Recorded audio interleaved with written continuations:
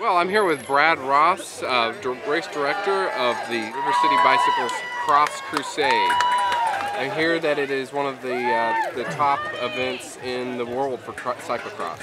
The Cross Crusade is the biggest cyclocross series in the United States, for sure, in terms of participation, and kind of probably in the world for that matter, because we don't, you know, it's cool. In the United States, the sport's really kind of turned into a family event, and also it's not just a sport for elite level cyclists. We get, you know, beginner. We have we had over 100 people in our beginners category this morning, and we have a huge number of women that participate in this series. It's not just this elite men's sport like it is in Europe. I see some children out here too. You have a... We did. We have a kids race at everyone, and this year it was huge. I think we had almost 100 kids in the kids race. So, yeah, all kids of all. I mean, we had little kids with training wheels, and their parents were pushing them. So, that's fun. What's some of the background of this sport, history, and where it's come from? Really, to tell you the truth, it's a sport that originated in Europe with professional road racers, like the people that race the Tour de France and things like that in the summertime.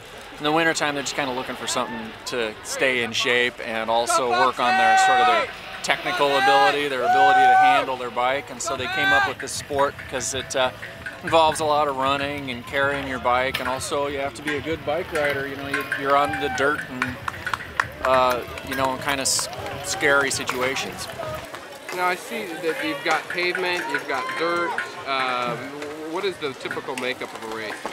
The cyclocross course should be approximately 1/3 pavement, just nice easy pavement to ride on. 1/3 riding across a lawn or grass of some sort, and then 1/3 stuff like this, kind of a a little more technical dirt single track trail kind of a thing.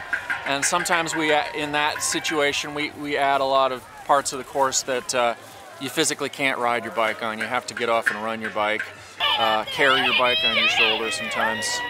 So it's good. You have to really be good at getting off your bike and then getting back on your bike without losing any speed. And what about weather? Do you cancel it if there's any sort of rain? Or? No, in fact, to tell you the truth, we're getting all kinds of complaints today because the weather's too good.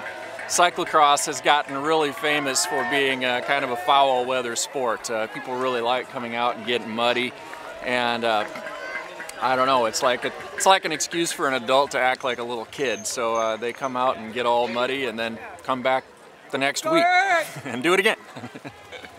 Who are some of the folks that we should be really looking for? Well, in the elite races, there's the elite men's.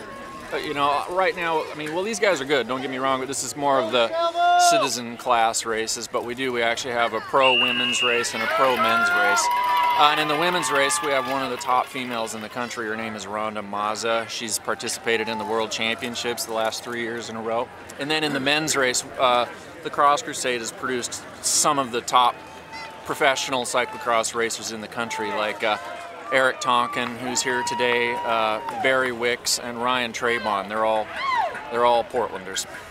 Excellent. And so we might find those guys in some of the World Championship races. Definitely. They've all been to the World Championships the last 3 years, and they're definitely favorites to go back again this year. Well, excellent. I do appreciate your time and the interview here. We're going to be looking forward to some great racing this year, I'm sure. Yep, it'll be good. Thanks. Thanks a lot. And I promise the weather will get worse. The A race today, you couldn't have asked for a better afternoon of cyclocross here at Alpenrose. Started out with Shannon Scarrett looking like he was going to run away with that race. Then Eric Tonkin chasing him down, bringing it all back together and working up a big lead on his own. A flat tire for Eric gave the lead to Molly Cameron for a little while. And then Carl Decker just came from a long way back. He'd been sitting at the back throughout most of the race, came on strong in the last 5 laps and just destroyed everybody else for the race win today, with Molly Cameron in 2nd place, Eric Tonkin in 3rd, and Shannon Scarrett in 4th place. Adam McGrath, the 5th rider in that break, holding on for 5th place after losing a little bit of time in the last lap or so. For Cross Crusade, a great day. Crusade #1, want to thank everyone for coming out. On behalf of Brad Ross and all the Crusaders, I'm Splinter Wren, and thanks for being here. Please have a safe trip to wherever